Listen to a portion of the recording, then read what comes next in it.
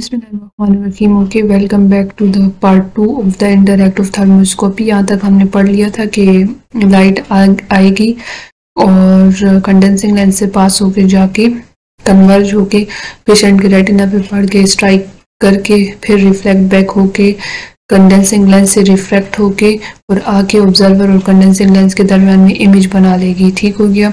अब आगे further proceed करते हैं। The image then diverges to strike the retina. The illumination is therefore bright and even as it comes from the real image of the light source within the patient's eye. कह रहे हैं कि जो illumination है वो bright होगी और even होगी। क्यों? क्योंकि हमारे पास जो लाइट आ रही है वो रियल इमेज है इसकी, पेशेंट के रेटिना की। ठीक हो गया। यानी कि लाइट सोर्स की इमेज जो है वो पेशेंट के रेटिना पे बन रही है और फिर वही इमेज से रेज आकर और कंडेंसिंग लेंस से रिफ्रैक्ट होकर और ऑब्जर्वर और कंडेंसिंग लेंस के दरमियान में जो इमेज बन रही है तो वो हमारे पास लाइट सोर्स की रियल इमेज बन रही है और हमारे पास जो इल्यूमिनेशन है वो काफ़ी ब्राइट और इवन है, इसी वजह से कि डायरेक्टली पेशेंट के रेटिना से होके आके और बन रही होती है इमेज। यहाँ पर 14.11 में इनडायरेक्ट ऑप्थेल्मोस्कोप यूज किए हुए जिसमें फील्ड ऑफ इल्यूमिनेशन के बारे में बताया जा रहा है। फील्ड ऑफ इल्यूमिनेशन, ठीक हो गया। 14.11 illustrate the path of the illuminating beam। बात बताती है किसकी? इल्यूमिनेटिंग बीम की। जो बीम गई है और जिसने इल्यूमिनेट करवाया है रेटिना को उसका पाथ बताया जा रहा है। कहते हैं कि ये वाला जो पीएस है ये सब्जेक्ट का प्रिंसिपल प्लेन है। ठीक है, यानी कि ये पेशेंट की आई का प्रिंसिपल प्लेन है। प्रिंसिपल प्लेन वो प्लेन जो कि इस प्रिंसिपल एक्सिस के परपेंडिकुलर होता है उसको कहते हैं प्रिंसिपल प्लेन्स। ये इमेजिनरी प्लेन्स हैं। ठीक है, ये वाली जो लाइन है इसको प्रिंसिपल एक्सिस बोलते हैं। ठीक है, और इस पे जो लाइन परपेंडिकुलर आई हुई है उसको प्रिंसिपल प्लेन बोलते हैं। तो कहते हैं ये जो पी एस है ये प्रिंसिपल प्लेन है सब्जेक्ट यानी कि पेशेंट का। एस क्या है? एस इज प्यूपल, और ये जो एस है ये क्या रिप्रेजेंट कर रहा है? प्यूपल ऑफ द पेशेंट को रिप्रेजेंट कर रहा है। एम मायोपिक इमेज को शो कर रहा है यहाँ पर ये वाला, और ई जो है वो इमेट्रोपिक पेशेंट को शो कर रहा है और एच जो है वो हाइपरमेट्रोपिक पेशेंट को शो करवा रहा है। ओके, आगे देखते हैं कि being the retina in मायोप।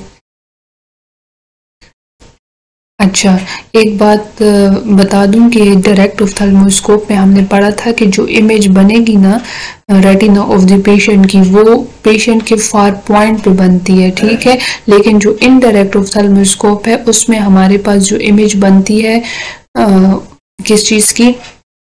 Patient की रेटिना की, वो हमारे पास ऑब्जर्वर और कंडेंसिंग लेंस के बीच में बनती है, सेंटर में बनती है। ठीक हो गया। आगे पढ़ते हैं कि the diagram shows that the field of illumination is largest in myopia and smallest in hypermetropia, and that in all refractive states the size of the subject's pupil limits the field of illumination। Field of illumination क्या होता है कि जो हमारे पास image of the patient pupil है, यानी कि जब हम इनडायरेक्ट ऑप्थेल्मोस्कोपी कर रहे हैं और लाइट ने जितना रेटिना पेशेंट का इल्यूमिनेट किया हुआ है और जिसकी इमेज ऑब्जर्वर को दिखाई दे रही है उसको हम फील्ड ऑफ इल्यूमिनेशन कहते हैं। जबकि हमने डायरेक्ट ऑप्थेल्मोस्कोप में पढ़ा था फील्ड ऑफ व्यू के डायरेक्ट ऑप्थेल्मोस्कोपी करते वक्त पेशेंट का जितना रेटिना हमें दिखाई दे रहा होता है वो जो image of the sight hole जो होती है उसको हम फील्ड ऑफ व्यू कह रहे थे वहां पर, लेकिन इनडायरेक्ट ऑप्थेल्मोस्कोपी में हम लोग टर्म यूज करेंगे फील्ड ऑफ इल्यूमिनेशन। ठीक हो गया।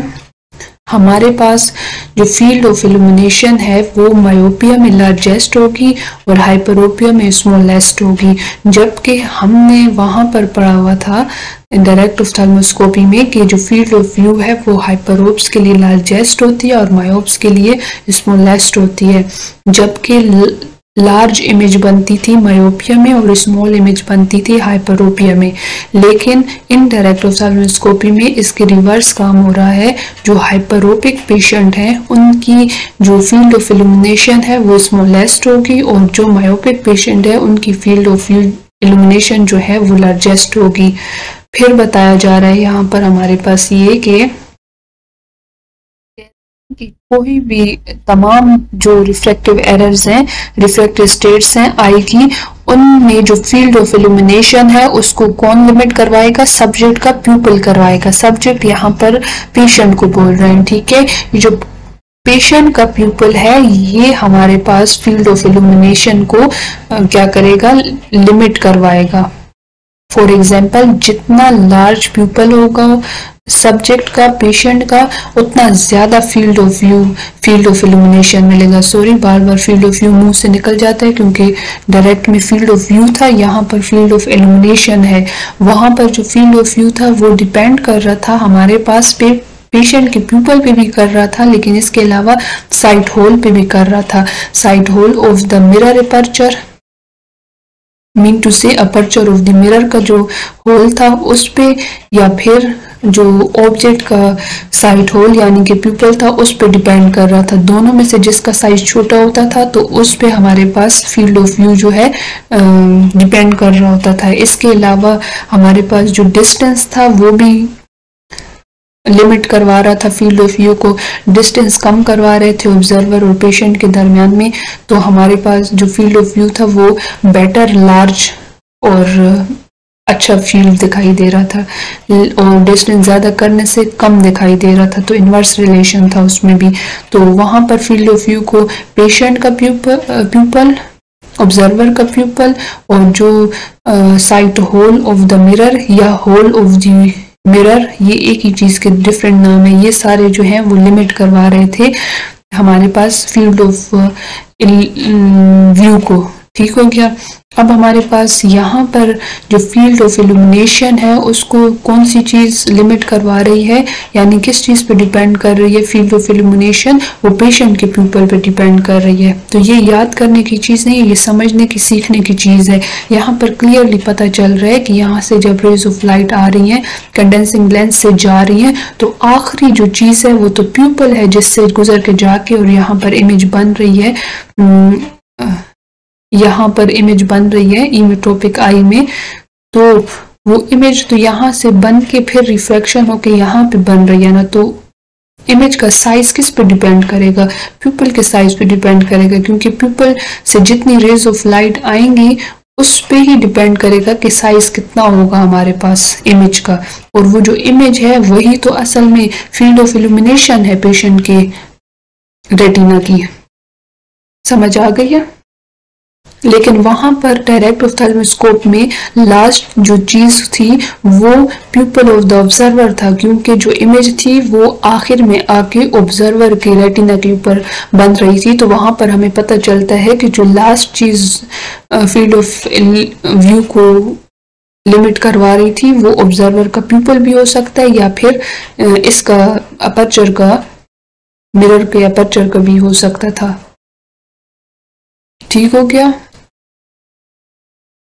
अच्छा, तो यहाँ पर कह रहे हैं कि कंडेंसिंग लेंस को हेल्ड करवाना है in front of the patient eye. ठीक हो गया? ऐसे इस तरह से उस डिस्टेंस पे प्लेस करवाना है कि पेशेंट का प्यूपल और ऑब्जर्वर का प्यूपल जो है वो कंजुगेट फोसाई बन जाए। कंजुगेट फोसाई का ये मतलब है कि जो रेज ऑफ लाइट पास होके जा रही हैं सब्जेक्ट के प्यूपुलरी प्लेन से उनको फोकस में लाया जाए कंडेंसिंग लेंस के जरिए से ऑब्जर्वर के प्यूपुलरी प्लेन में, और इसी तरह जो ऑब्जर्वर की प्यूपुलरी प्लेन जो है उसको लाया जाए पेशेंट के प्यूपुलरी प्लेन के साथ फोकस में लाया जाए। तो इजी वर्ड्स में ये कह सकते हैं कि कंडेंसिंग लेंस का ये बेनिफिट या पर्पस हो सकता है कि ये जो ऑब्जर्वर है और ये जो पेशेंट है, इस कंडेंसिंग लेंस की मदद से जो रेज ऑफ लाइट हैं जो पेशेंट के प्यूपुलरी प्लेन से आ रही हैं उनको फोकस में लाया जाए ऑब्जर्वर के प्यूपुलरी प्लेन के साथ। देखें ये सेम है इनका प्लेन, प्यूपुलरी प्लेन इन दोनों का जो है वो कंजुगेट हो गया। फिर कहते हैं कि जो रेज ऑफ लाइट हमारे पास पेशेंट के आई से निकल के जाएंगी, लेंस से रिफ्लेक्ट होंगी, यहाँ पर इमेज बनाएंगी और इस इमेज से फिर रेज ऑफ लाइट ऑब्जर्वर की आई के अंदर जाएंगी, जिसकी वजह से ऑब्जर्वर जो है उस इमेज को देख सकता है, यानी कि उसके पास फील्ड ऑफ इल्यूमिनेशन आ लेकिन हमारे पास यहाँ पर क्या कहा जा रहा है कि जो इमेज बन रही है वो रिड्यूस्ड इमेज बनेगी। रिड्यूस्ड इमेज बनेगी मीन टू से जो प्यूपल का साइज है वो 4 mm है, लेकिन जो इमेज का साइज है वो 0.7 mm होगा। क्यों हमारे पास रिड्यूस्ड इमेज इसलिए बन रही है क्योंकि यहाँ पर जो हमने कंडेंसिंग लेंस यूज किया है ये कन्वेक्स लेंस है। कौन सा लेंस है? Convex lens. और कन्वेक्स लेंस के बारे में हमने पढ़ा था कि वो डिमिनिश्ड यानी कि स्मॉल इमेज फॉर्म करती है। ठीक हो गया। और एक तो हमने ये पढ़ा कि इन्वर्टेड इमेज है, दूसरा ये पढ़ा कि रियल इमेज है। अब हमने ये पढ़ लिया कि डिमिनिश्ड यानी कि स्मॉल इमेज बनेगी जो कि 0.7 mm के साइज की होगी। प्यूपल का साइज 4 mm है पेशेंट के, लेकिन उसके साइज से कम की इमेज बन रही है। फिर हमारे पास बता रहे हैं कि सिर्फ वही रेज ऑफ लाइट जो हैं जाएंगी हमारे पास ऑब्जर्वर की आई में जो कि प्यूपल ऑफ द पेशेंट से इमिट करके आई हैं और रिफ्रैक्ट करके तब जाएंगी ऑब्जर्वर की आई में। तो सिर्फ वही रेज जाएंगी जो कि लीव करके आई हैं पेशेंट की आई को। ये वही वाली इमेज है, यानी कि in direct ophthalmoscope construction of the reduced image O1 of the observer's pupil O in the subject's pupillary plane S। यही बात बता रहे हैं कि यहाँ से जो लाइट जाएगी तो जो लाइट की इमेज है वो पहले पेशेंट की प्यूपल पे बनेगी, फिर रेटिना पे बनेगी, फिर रेटिना से जो रेज ऑफ लाइट आएंगी तो यहाँ पर रिफ्रैक्शन से ऑब्जर्वर और कंडेंसिंग लेंस के दरमियान में इमेज बन जाएगी। तो यहाँ से जब रेज जाएंगी तभी तो वो इमेज दिखाई देगी। तो ये सारी बातें इसमें बताई गई हैं। The observer's pupil is the sight hole of the system and its size influences the field of view। ये वही रिकॉल करवा रहे हैं कि जैसे डायरेक्ट ऑफ्थाल्मोस्कोप में हमने पढ़ा था कि जो ऑब्जर्वर का प्यूपल होता है वो साइट होल होता है और वो इन्फ्लुएंस करता है फील्ड ऑफ व्यू को। The field of view is also limited by the aperture और the size of the condensing lens.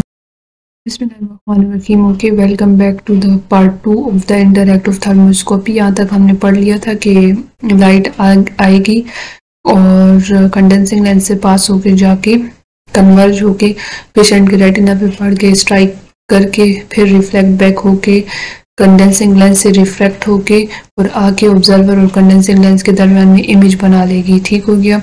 अब आगे फर्दर प्रोसीड करते हैं। The image then diverges to strike the retina. The illumination is therefore bright and even as it comes from the real image of the light source within the patient's eye। कह रहे हैं कि जो illumination है वो bright होगी और even होगी। क्यों? क्योंकि हमारे पास जो लाइट आ रही है वो रियल इमेज है इसकी, पेशेंट के रेटिना की। ठीक हो गया।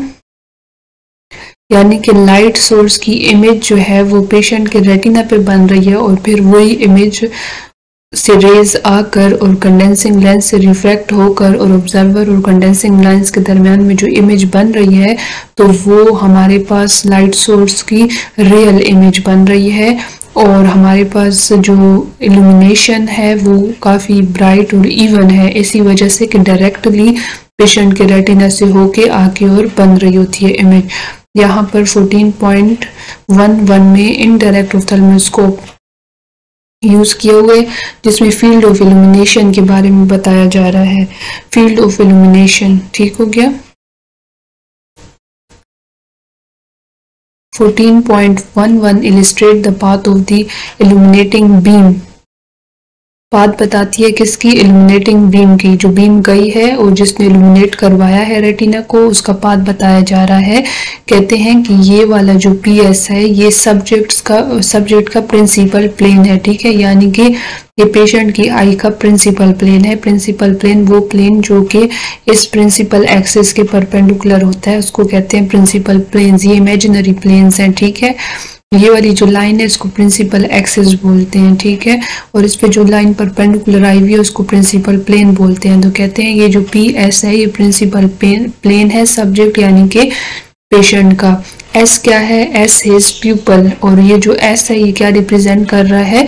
प्यूपल ऑफ द पेशेंट को रिप्रेजेंट कर रहा है। M मायोपिक इमेज को शो कर रहा है यहाँ पर ये वाला, और ई जो है वो इमेट्रोपिक पेशेंट को शो कर रहा है, और एच जो है वो हाइपरमेट्रोपिक पेशेंट को शो करवा रहा है। ओके, आगे देखते हैं कि बीइंग द रेटिना इन मायोप। अच्छा, एक बात बता दूं कि डायरेक्ट ऑफ्थल्मोस्कोप में हमने पढ़ा था कि जो इमेज बनेगी ना रेटिना ऑफ द पेशेंट की, वो पेशेंट के फार पॉइंट पे बनती है, ठीक है। लेकिन जो इनडायरेक्ट ऑफ्थल्मोस्कोप है उसमें हमारे पास जो इमेज बनती है किस चीज़ की, पेशेंट की रेटिना की, वो हमारे पास ऑब्जर्वर और कंडेंसिंग लेंस के बीच में बनती है, सेंटर में बनती है। ठीक हो गया। आगे पढ़ते हैं कि the diagram shows that the field of illumination is largest in myopia and smallest in hypermetropia, and that in all refractive states the size of the subject's pupil limits the field of illumination. Field of illumination क्या होता है कि जो हमारे पास image of the patient pupil है, यानी कि जब हम इनडायरेक्ट ऑफ्थल्मोस्कोपी कर रहे हैं और लाइट ने जितना रेटिना पेशेंट का इल्यूमिनेट किया हुआ है और जिसकी इमेज ऑब्जर्वर को दिखाई दे रही है उसको हम फील्ड ऑफ इल्यूमिनेशन कहते हैं। जबकि हमने डायरेक्ट ऑफ्थल्मोस्कोप में पढ़ा था फील्ड ऑफ व्यू के डायरेक्ट ऑफ्थल्मोस्कोपी करते वक्त पेशेंट का जितना रेटिना हमें दिखाई दे रहा होता है वो जो image of the sight hole जो होती है उसको हम फील्ड ऑफ व्यू कह रहे थे वहां पर। लेकिन इनडायरेक्ट ऑफ्थल्मोस्कोपी में हम लोग टर्म यूज करेंगे फील्ड ऑफ इल्यूमिनेशन। ठीक हो गया। हमारे पास जो फील्ड ऑफ इल्यूमिनेशन है वो मायोपिया में लार्जेस्ट होगी और हाइपरोपिया में स्मॉलेस्ट होगी। जबकि हमने वहां पर पढ़ा हुआ था डायरेक्ट ऑफ्थल्मोस्कोपी में कि जो फील्ड ऑफ व्यू है वो हाइपरोप्स के लिए लार्जेस्ट होती है और मायोप्स के लिए स्मॉलेस्ट होती है। जबकि लार्ज इमेज बनती थी मायोपिया में और स्मॉल इमेज बनती थी हाइपरोपिया में। लेकिन इनडायरेक्ट ऑफ्थल्मोस्कोपी में इसके रिवर्स काम हो रहा है। जो हाइपरोपिक पेशेंट हैं उनकी जो फील्ड ऑफ इल्यूमिनेशन है वो स्मॉलेस्ट होगी और जो मायोपिक पेशेंट है उनकी फील्ड ऑफ इल्यूमिनेशन जो है वो लार्जेस्ट होगी। फिर बताया जा रहा है यहाँ पर हमारे पास ये कि कोई भी तमाम जो रिफ्रैक्टिव एरर्स हैं, रिफ्रैक्टिव स्टेट्स हैं आई की, उनमें जो फील्ड ऑफ इल्यूमिनेशन है उसको कौन लिमिट करवाएगा? सब्जेक्ट का प्यूपिल करवाएगा। सब्जेक्ट यहाँ पर पेशेंट को बोल रहे हैं, ठीक है। ये जो पेशेंट का प्यूपिल है ये हमारे पास फील्ड ऑफ इल्यूमिनेशन को क्या करेगा? लिमिट करवाएगा। फॉर एग्जाम्पल जितना लार्ज प्यूपिल होगा सब्जेक्ट का, पेशेंट का, उतना ज्यादा फील्ड ऑफ इल्यूमिनेशन मिलेगा। Sorry, bar bar field of view मुंह से निकल जाता है क्योंकि डायरेक्ट में फील्ड ऑफ व्यू था, यहाँ पर फील्ड ऑफ इल्यूमिनेशन है। वहां पर जो फील्ड ऑफ व्यू था वो डिपेंड कर रहा था हमारे पास पेशेंट के प्यूपल पे भी कर रहा था, लेकिन इसके अलावा साइट होल पे भी कर रहा था। Sight hole of the mirror aperture, mean to say aperture of the mirror का जो होल था उस पे, या फिर जो ऑब्जेक्ट का साइट होल यानी कि प्यूपल था उस पे डिपेंड कर रहा था। दोनों में से जिसका साइज छोटा होता था तो उस पे हमारे पास फील्ड ऑफ व्यू जो है डिपेंड कर रहा होता था। इसके अलावा हमारे पास जो डिस्टेंस था वो भी लिमिट करवा रहा था फील्ड ऑफ व्यू को। डिस्टेंस कम करवा रहे थे ऑब्जर्वर और पेशेंट के दरमियान में, तो हमारे पास जो फील्ड ऑफ व्यू था वो बेटर, लार्ज और अच्छा फील्ड दिखाई दे रहा था, और डिस्टेंस ज्यादा करने से कम दिखाई दे रहा था। तो इनवर्स रिलेशन था उसमें भी।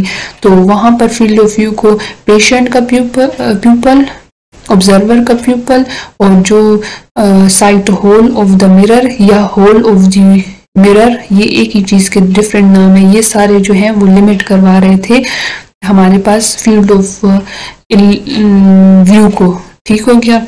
अब हमारे पास यहाँ पर जो फील्ड ऑफ इल्यूमिनेशन है उसको कौन सी चीज लिमिट करवा रही है, यानी किस चीज पे डिपेंड कर रही है फील्ड ऑफ इल्यूमिनेशन? वो पेशेंट के प्यूपल पे डिपेंड कर रही है। तो ये याद करने की चीज नहीं है, ये समझने की, सीखने की चीज है।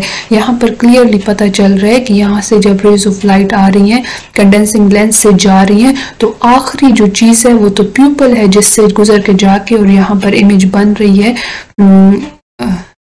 यहाँ पर इमेज बन रही है इमेट्रोपिक आई में। तो वो इमेज तो यहाँ से बन के फिर रिफ्लेक्शन होके यहाँ पे बन रही है ना, तो इमेज का साइज किस पे डिपेंड करेगा? प्यूपल के साइज पे डिपेंड करेगा, क्योंकि प्यूपल से जितनी रेज ऑफ लाइट आएंगी उस पे ही डिपेंड करेगा कि साइज कितना होगा हमारे पास इमेज का। और वो जो इमेज है वही तो असल में फील्ड ऑफ इल्यूमिनेशन है पेशेंट के रेटिना की। समझ आ गई है? लेकिन वहां पर डायरेक्ट ऑफ्थेल्मोस्कोप में लास्ट जो चीज थी वो प्यूपल ऑफ द ऑब्जर्वर था, क्योंकि जो इमेज थी वो आखिर में आके ऑब्जर्वर के रेटिना के ऊपर बन रही थी। तो वहां पर हमें पता चलता है कि जो लास्ट चीज फील्ड ऑफ व्यू को लिमिट करवा रही थी वो ऑब्जर्वर का प्यूपल भी हो सकता है, या फिर इसका अपर्चर का, मिरर के अपर्चर का भी हो सकता था। ठीक हो गया? अच्छा, तो यहाँ पर कह रहे हैं कि कंडेंसिंग लेंस को हेल्ड करवाना है in front of the patient eye. ठीक हो गया? ऐसे इस तरह से उस डिस्टेंस पे प्लेस करवाना है कि पेशेंट का प्यूपल और ऑब्जर्वर का प्यूपल जो है वो कंजुगेट फोसाई बन जाए। कंजुगेट फोसाई का ये मतलब है कि जो रेज ऑफ लाइट पास होके जा रही हैं सब्जेक्ट के प्यूपुलरी प्लेन से, उनको फोकस में लाया जाए कंडेंसिंग लेंस के जरिए से ऑब्जर्वर के प्यूपुलरी प्लेन में।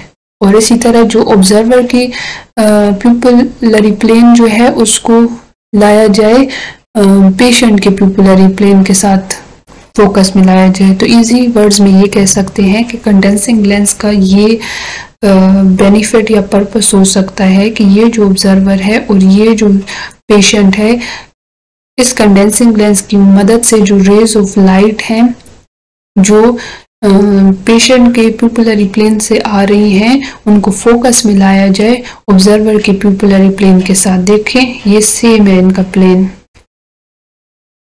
प्यूपिलरी प्लेन इन दोनों का जो है वो कंजुगेट हो गया। फिर कहते हैं कि जो रेज ऑफ लाइट हमारे पास पेशेंट के आई से निकल के जाएंगी, लेंस से रिफ्लेक्ट होंगी, यहाँ पर इमेज बनाएंगी और इस इमेज से फिर रेज ऑफ लाइट ऑब्जर्वर की आई के अंदर जाएंगी, जिसकी वजह से ऑब्जर्वर जो है उस इमेज को देख सकता है, यानी कि उसके पास फील्ड ऑफ इल्यूमिनेशन आ।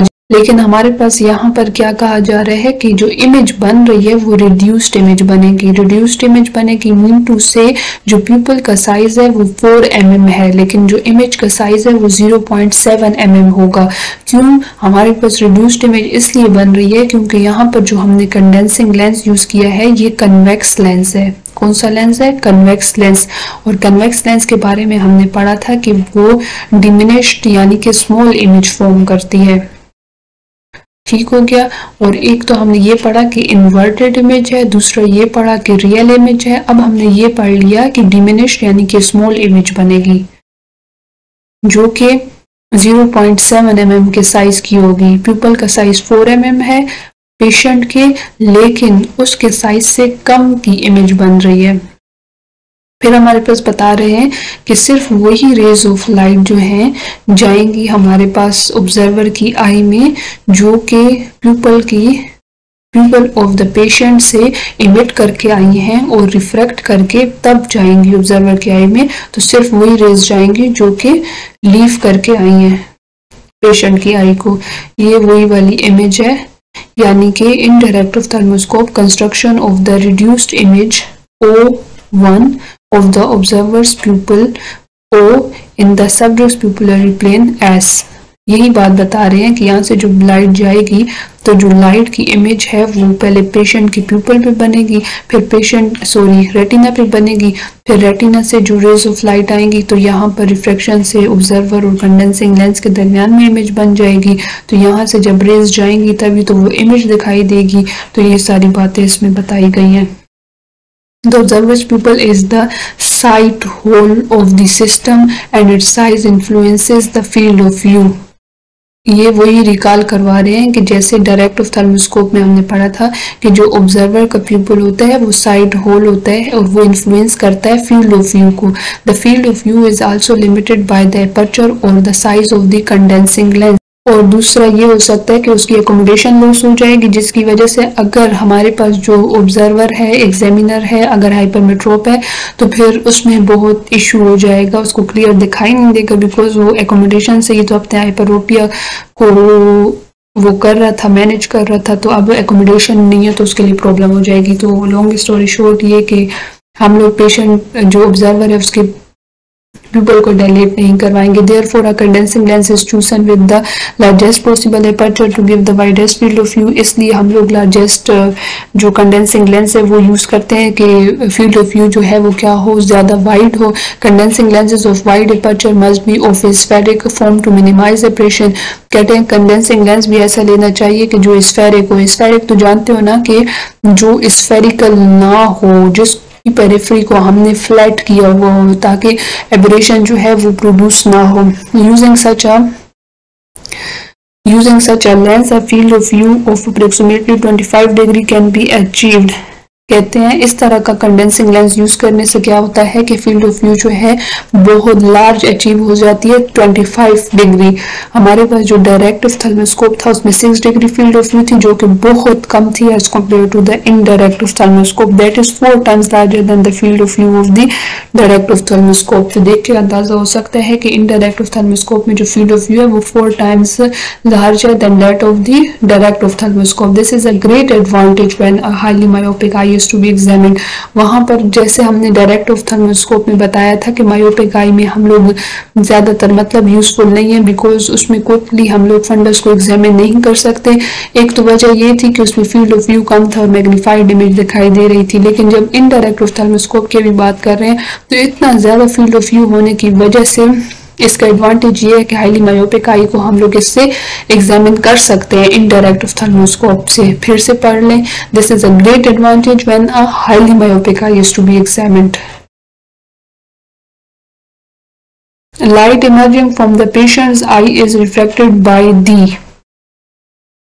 इस बुक में बार बार बातें रिपीट की गई हैं कि जो रेज ऑफ लाइट पेशेंट के प्यूपल से आ रही है वो कंडेंसिंग लेंस से रिफ्लेक्ट होकर रियल इमेज बना देंगी रेटिना की of the patient between the condensing lens and the observer. The image is both vertically and laterally inverted, upside down and back to front। इस बात का क्या मतलब होता है कि vertically और laterally inverted।